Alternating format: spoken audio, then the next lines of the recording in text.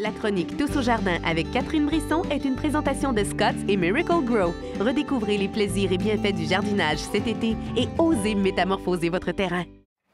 On a beau être tous au jardin, mais comment on l'entretient, ce jardin-là? Catherine Brisson, on va nous en parler ce matin. Salut! Salut, ça va? Ça va bien? Écoute, on va voir, Richard, si tu as vraiment compris toutes les chroniques que je t'ai présentées dans les dernières semaines. On arrose à quel moment? Le soir. T'es bonne! Je Ça peut être savais pas que je m'appelais Richard, là, mais... Le fertilisant maintenant. Le fertilisant, on le met à quel moment? Le matin. Il va juste dire ça le matin. Les limaces, qu'est-ce qu'on met pour enlever les limaces? Du poison! Bravo! Non, mais vous êtes fort! Alors, avec Benoît, on a décidé de vous faire un aide-mémoire, justement, pour vos plates-bandes, à savoir... Benoît! Benoît! Bon point! Scott! Oui, 2 morceaux de robot pour Richard. Alors, on va aller voir, justement, cette aide-mémoire avec Benoît de chez Scott.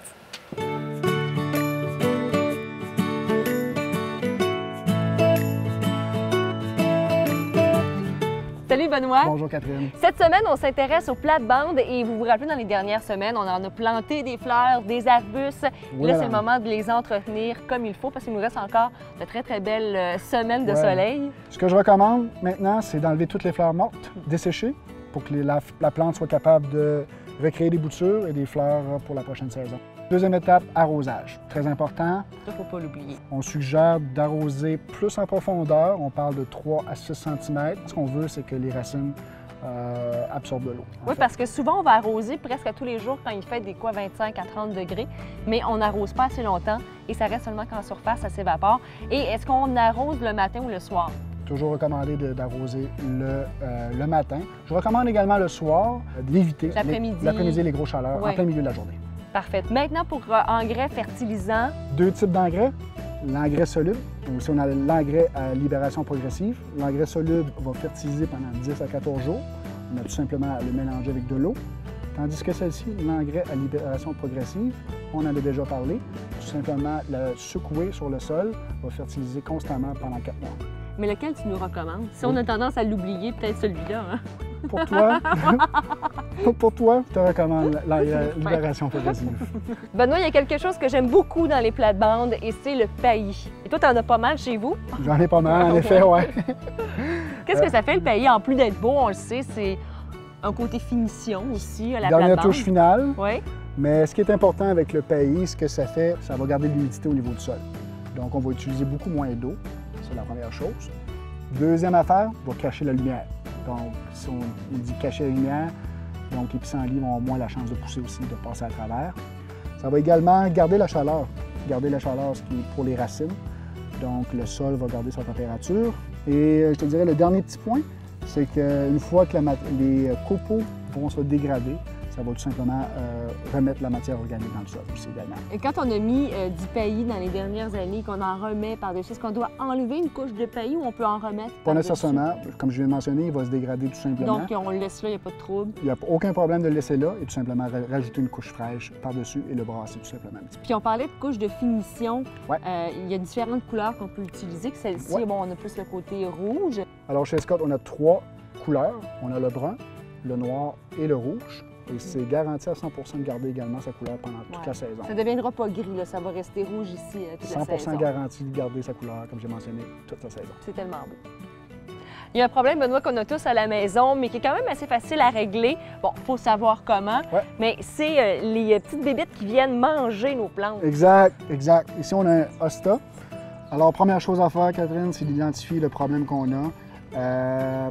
Que ce soit des feuilles recourbées, des trous dans les feuilles. Ça arrive souvent, les trous dans les feuilles. Oui, ça arrive quand même assez fréquemment. Ou qu'on a des dépôts de salive également qui peut se loger dans les feuilles également.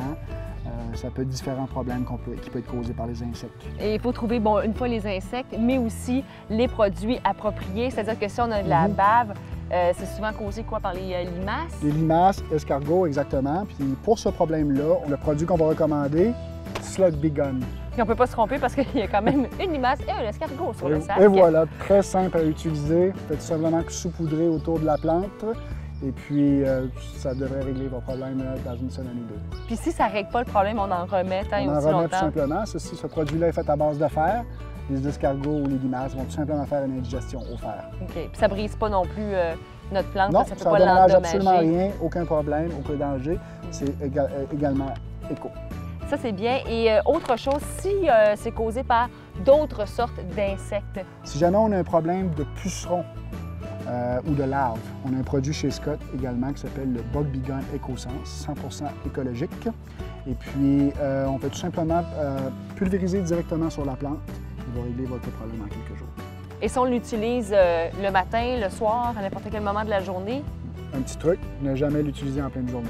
Donc, le matin ou le soir, jamais en plein soleil. Et jamais non plus qu'il y ait de la pluie. 24 heures avant ou 24 heures après. C'est bien parce qu'on peut l'utiliser également sur les plants de tomates. Exactement. C'est pas dommageable, c'est écolo, on aime ça. Exactement. Hey, merci beaucoup, puis on n'aura pas de bébite. C'est encore mieux. Merci plaisir. pour tes bons conseils. À la semaine prochaine, Benoît. Merci, Benoît. Dans la face.